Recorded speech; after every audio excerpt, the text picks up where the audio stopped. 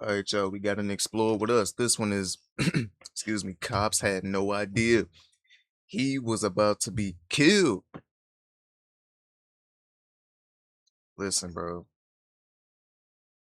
it's always titles like this. Cops had no idea he was about to be killed. You know what? We ain't gonna waste no time. We're just gonna get right into it, so let's go. He's terrified of you in that video. He wasn't terrified of me. He loved me. A man finds his roommate unresponsive, sparking an investigation that quickly takes a disturbing turn. As investigators revisit old body cam footage, they realize the truth has been staring them in the face all along, and the suspect's own recordings soon erase any doubt. Yeah, cameras in the house. Cameras everywhere. The following footage has never been seen before. On November 21, 2024, first responders in Westbrook, Maine answer a call from 47-year-old James Fowler, who found his roommate unresponsive. Can I go first? Sure. Fire police! Come on in. Where is he? He's right here. All right. How long has he been down? He took off last night. He takes off every now and then. And Okay. Do you mind standing in this room for me so they can work? 59-year-old Robert Seeger lies on the floor of his bedroom, but he isn't just unresponsive, he's gravely injured, with multiple fractures to the face. What happened to his face? He went out last night and he came back all beat up. I said, let me call the ambulance. And he said, please don't call an ambulance. Where did he go? I have no idea, but I found him down by the railroad tracks over here. This is last night you found him? No, 2 nights ago. So, would you happen to know how long he's been like this? At least 2 days. No, I mean, right there on the floor. Now. Just now. Just now. Did you hear him fall? Did I hear him fall? Yes. He didn't fall. Not that I know of. How did he get on the floor? Because they put me on the Okay. So you found him in bed and moved him to the floor? Got it. Robert is still conscious, but barely clinging to life. And as James fills in the details, something doesn't quite add up. When did you first notice the injuries to his face? that night.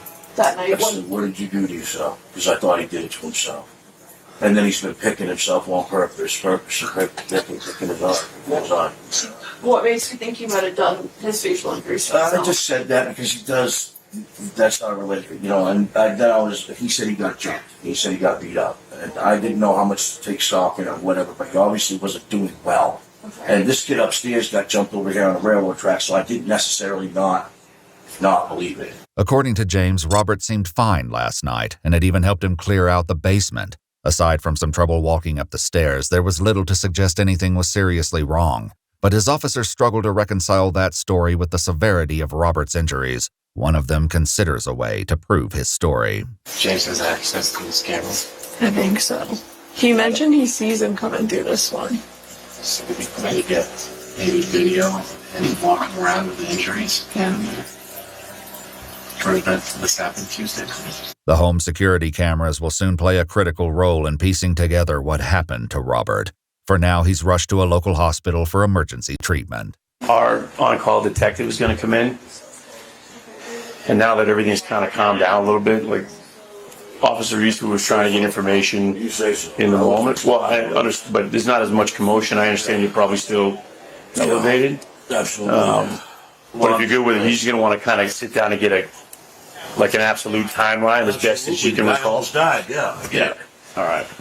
That's what I mean. I didn't want to be dead. I want a dead person. And not to mention, I don't want to be dead. Mm-hmm. I didn't even realize how much love the guy. It's my cold heart, you know. James speaks at length about Robert, whom he's known for over a decade. For most of that time, James has been in a relationship with Robert's sister, Teresa. According to James, Teresa recently moved away, causing Robert to fall into a depressed state. James quickly took on the role of his caretaker. I said, you are my brother.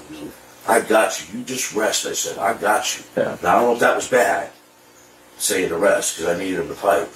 But I just said, don't worry. I'll make sure you get fed. I'm going to take good care of you. Don't ever worry. Just make sure you come back. Robert's sister Teresa then joins the conversation by speakerphone. But as she and James discuss Robert's recent struggles, suspicion only grows.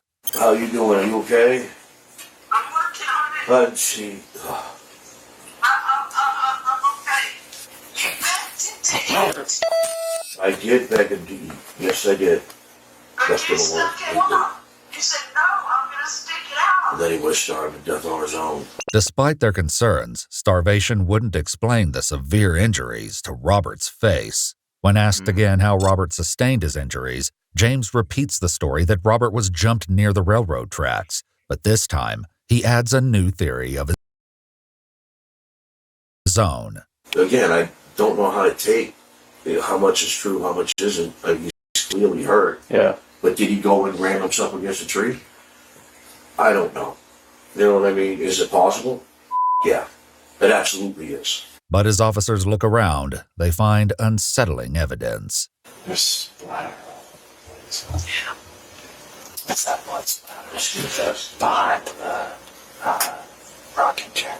Some of it's like black dark dust, like debris, but there is a red spot, that larger spot that you're taking a picture of, and it looks like it's supposed to. James and Teresa are each interviewed separately, and their accounts of the night Robert was injured will soon be tested against critical evidence. For now, investigators speak to an acquaintance of both Robert and James, who describes the latter as anything but a caregiver. I didn't like him right away. He's, I don't know, he's like always pissed off. I would say he's definitely a narcissist. Like, I thought I'd met narcissists before in my life, but he's definitely the guy who, as soon as he wakes up, never stops talking. It's always about how great he is about everything. He treats his girlfriend like he preys on these people. As investigators dig deeper, they realize that police have interacted with Robert several times. What they see when they review the footage would quickly lead to a tense confrontation with James. I saw the Westbrook Police Department interacted with Robbie a month ago, on October 22nd, 2024. And the way he's talking, like he's terrified of you in that video. 1 month earlier, Westbrook officers responded to an altercation between James and Robert on a public street. One officer was quick to notice that Robert had a black eye. Do you want rescue for your face? No, I'm good. When did that happen? Last night. Last night? Yes. Okay. What happened to cause that? Not answering. I didn't hear him and I didn't answer, and both of us got kind of ticked off. So are you guys long-term friends, or how do you know him? I've known him for about 13, 14 years, somewhere about there. So you typically hang out and no issues, or are there always issues?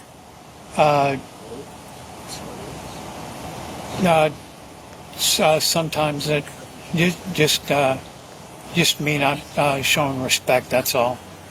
What do you mean by not showing respect? Well, not answering him promptly when he asked me a question. Okay. Yeah, that's pretty much Do you it. think his response is appropriate? Well, I know that not answering him is uncalled for, and I just didn't think of it at the time because I was kind of sleepy, and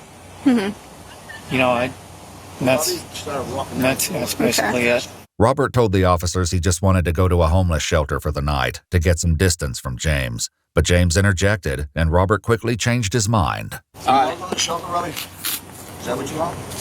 You want to leave your house here? No, I don't. I'm not your dad. I'm not nobody.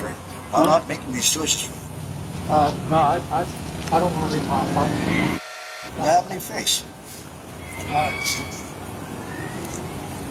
After reviewing the past encounter, the detective can't help but draw concerning parallels. You know what it reminded me of? It reminded me of like a battered wife, like a domestic violence person who's in a domestic violence situation. He was terrified of you. He wasn't terrified of me. He loved me.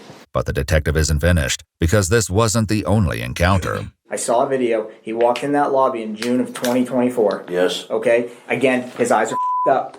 And he said that his roommate... He has raccoon eyes all the time, so I don't know if that's what you saw or what. 5 months earlier, Robert walked into a police station seeking help, and his face bore strikingly similar markings. So what can I help you with? Well, me and my roommate, we got into an argument, and for me disrespecting him, so to speak, and Okay. He said, well, You know, basically he threw me out, and I don't have anywhere to go, and I don't know of any place to stay or anything like that. Did you guys get into a physical altercation? No. Just curious, because I see that you have bruising on your eyes and everything like that. I walked into a door. You walked into a door? Okay. He was asked about it, and he gave this story about walking into a doorknob or something because he was terrified of you.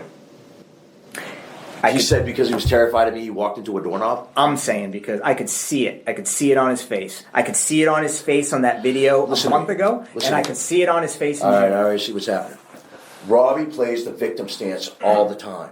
Robert told the officer that James kicked him out of his apartment. When asked whose name is on the lease, Robert confirmed that it's just his own name.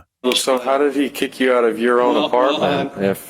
I know it sounds stupid, but I didn't want to get into any physical altercation or anything like that. Then all you have to do is call us. Well, and we get there, and then we could help you guys hash it out, and then you don't have to leave your apartment. I think it's beyond hashing out, honestly. Because he can't. If your name's on the lease, and if his name's not on the lease, well, then he helps me pay my bills sometimes. I hear you. I understand that. But I don't want to get into any kind of physical or altercations with him. I just want to get the heck. I just want to get myself reestablished and get the heck out of Maine, so to speak. No offense to the state. No, I hear you. I hear you. I just want to leave. Period. Yep. You know. We'll see if we can get in contact with the shelter, or see if we can figure something out with your apartment and everything like that. Well, I really don't feel like going back to the apartment because I know it's going to be. Are you like fearful for your own personal safety with him and stuff like that? Is that kind of, sort of, you know? Kind of, sort of. Okay. But honestly, I'm done. I'm done with it. You know, after 5 years, I'm done. Following this encounter, Robert called his sister for help getting away from James for the night, but it's his own sister who would later play a shocking role in keeping the truth of his injuries away from investigators. As the interview with James continues, the detective draws a conclusion that leaves him on edge. Let me ask you this. Did he have any friends? Any women in his life, romantic? Never. Did he ever have visitors come see him? No, the only person he ever saw was his doctor. Okay. It's just you and him in that world, dude. And he was beat up. So I know you hit him at some point. Okay. And if I did, right, or whatever, and it seems to me like you guys are trying to find something. I'm not trying to find anything but the truth. Right. Though James adamantly denies ever laying a hand on Robert, investigators spoke with a witness whose account contradicts his claim. So did you ever see him give him a black eye, or you just know that? Yeah. You saw him hit him? Yeah. I just minded my business, so, you know what I mean? It wasn't my business. Right, yeah, no. He was like his little house, I guess. One time they were standing there and they got an argument, he popped him in the face and gave him a black eye. And then, like, when they were arguing, he wouldn't stop and he just, like, grabbed a hold of him and choked him. In addition, she says that James would constantly monitor Robert when he was alone, never allowing him out of his sight. And he had cameras in the house. Cameras everywhere in that house.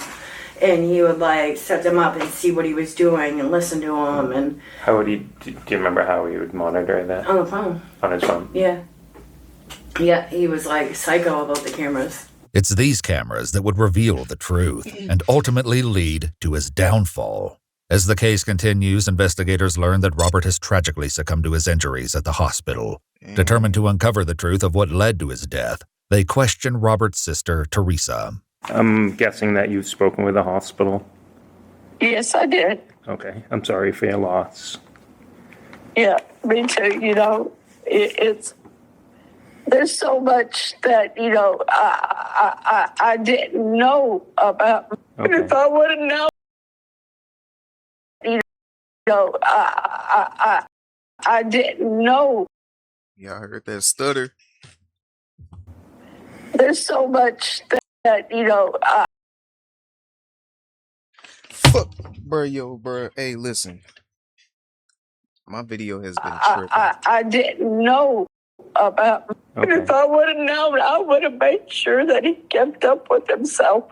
According to police records, Teresa claims the hospital told her that her brother had died from a heart attack, along with kidney and liver failure. But detectives know the truth is far worse. After attending Robert's autopsy, investigators confront James with the evidence. I will tell you this. They did an autopsy on him. Good. Okay. And he was beat up bad. Physically beat up bad. He was assaulted bad. Okay? And it's just you and him in his life. Now, taking care of somebody like you're describing. Hold on, y'all. Let me fix this quality for y'all, bro. Alright, let's go. Evidence. I will tell you this. They did an autopsy on him. Good. Okay. And he was beat up bad. Physically beat up bad. He was assaulted bad. Okay? And it's just you and him in his life. Now, taking care of somebody like you're describing sounds frustrating as hell. It does. And if you told me that you tagged him every now and then, I don't know if I'd blame you. Okay? But what I'm telling you is there's a difference between getting mad and cranking somebody absolutely. every time that sometimes it might deserve it, and intentionally wanting to kill somebody. There's no other person from where I sit right here, unless I hear a logical explanation, that would have inflicted those injuries on him other than you. How can a punch cause all that? Oh, I don't think it was a punch, dude. That's ridiculous. This is more than a punch. Robert suffered multiple facial fractures, including breaks to his nose, cheekbone, the roof of his mouth, and his left eye socket. According to a press release, Robert's cause of death was blunt force trauma injuries, and the manner of death was ruled a homicide. As investigators try to determine whether James is capable of murder, someone who knew him makes a deeply disturbing allegation. Would you put it past him to have an anger so bad that he would kill somebody? No, I know for a fact he killed his dog.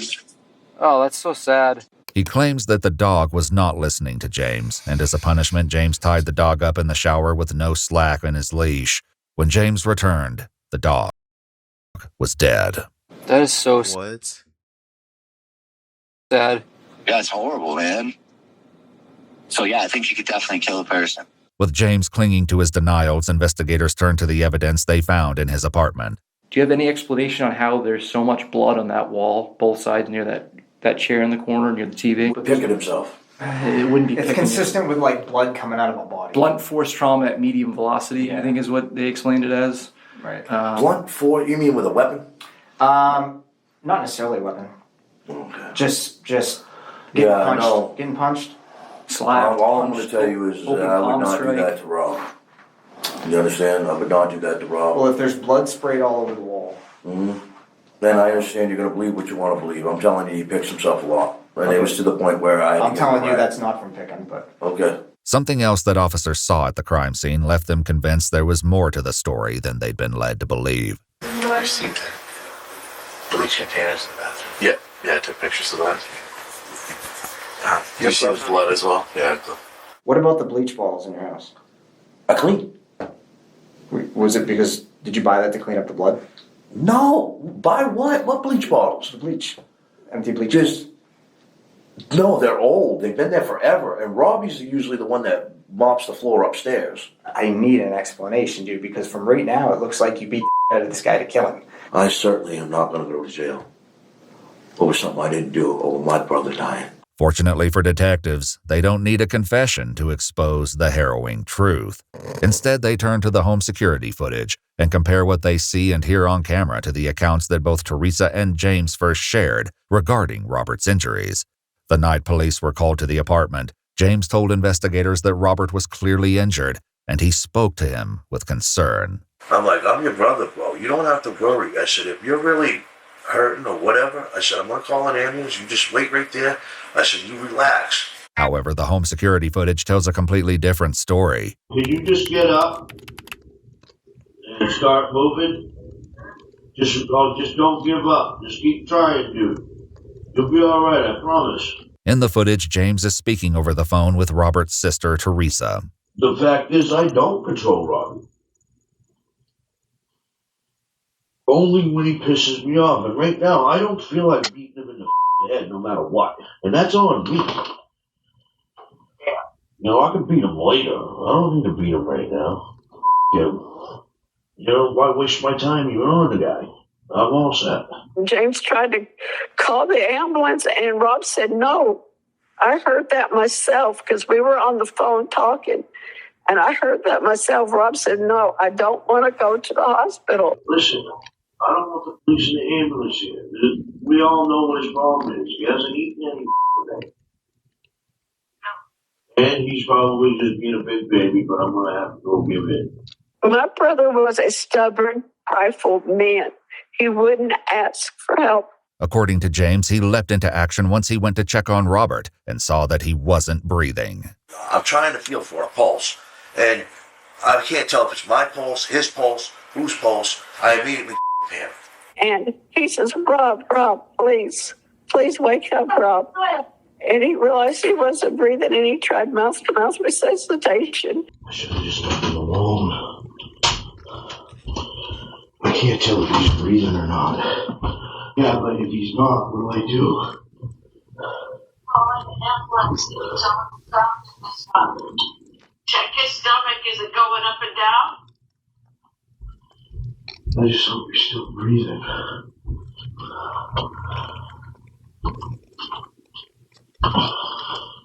I could call him and say he just got beat up. I just got him home and now he won't wake up.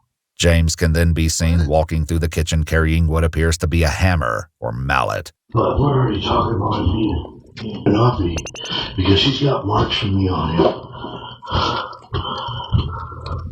call the ambulance, James. You're right, I do. Okay, get up there and see if you're still breathing. See, when he sat up, he wasn't doing good. He really couldn't get up. Their conversation continued even after the police left the apartment. First of all, you guys, this is going to be an investigation. So here's the deal. If Rob ends up dying, they're going to try to get me for manslaughter. You see the blood all over the kitchen. That's from a long time ago. The place was all cleaned up and everything. Less than 2 weeks after Robert's death, officers secure a warrant for James's arrest and call him from outside his apartment. Hey, James, it's Connor with the state police again. How are you? Well, hanging in there. Okay. Hey, so I came over to the apartment. I'm out in the parking lot. Would you mind just coming out and chatting with me tonight? My schedule's so whacked. I just need to chat with you tonight. I can give you about maybe a minute or two. I mean, Can I get like 3 minutes of your time? I can give you what I can give you. All right. I'll run up there. Hang on. That's fine. All right, I'm right in the lot. It's freezing out. Moments later, James is outside, meeting them face to face. Hey, here's the deal. All right, I'm going to take you into custody, okay? Okay. Hey, put your hands on your back, all right? Sure. Yep. I'm not being rough. I just need you to put your hands on your back for me. Okay. Theresa, they're taking me in, honey. Can you hear me? So you're under the arrest for the murder of Robert Siegel. Murder? You're under the arrest for the murder of 41 Robert. Westbrook, one in custody. Following his arrest, they lay the truth bare for Teresa, who makes her stance clear. James beat up Robbie. Okay. No, James did Yes. not beat up Robbie. No. I'm telling you, okay. James beat up Robbie. No, I don't believe that. And has been beating him up for quite a period of time. James, excuse I don't me. believe that. I'm sorry. What's that? I don't believe that. I know it's hard for you to believe, and I know it's not what you want to hear. I know he didn't. James and I were on the phone constantly. Probably wanted me for a prison. He'd rather die for a prison than for me.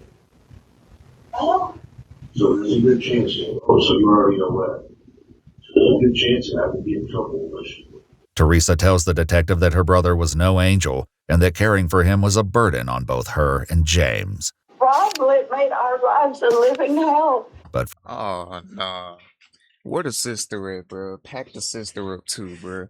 Put her under arrest too, bro. What? What did you just say to me? What? Teresa tells the detective that her brother was no angel and that caring for him was a burden on both her and James. Rob made our lives a living hell. But for the detective, the truth is, and always has been, written on Robert's face. I think he made James mad, and he suffered for it. Ultimately, he's the real victim here. According to court documents, James Fowler was charged with depraved indifference murder. He later accepted a deal, pleading guilty to the reduced charge of manslaughter, as well as an additional count of cruelty to animals. He was sentenced to a total of 30 years in prison with 8 years suspended, plus 3 years of probation. James sent a letter to the judge in December of 2025, stating that his sentence was too harsh for what he was charged with and requesting post-conviction relief. Robert's sister Teresa was not charged with any crimes in relation to this case. Watch our full videos as they were